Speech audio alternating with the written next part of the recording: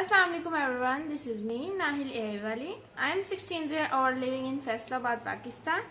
I am a student of second batch foundation level at Han School Online Academy in evening shift. So आज हम ओसोजी करने लगे हैं। ओसोजी एक जापानीज रिवायत है जिसमें वो हर साल के बाद अपने ऑफिसेज और घरों को साफ करते हैं। तो आज भी हम साफ करेंगे। Let's start.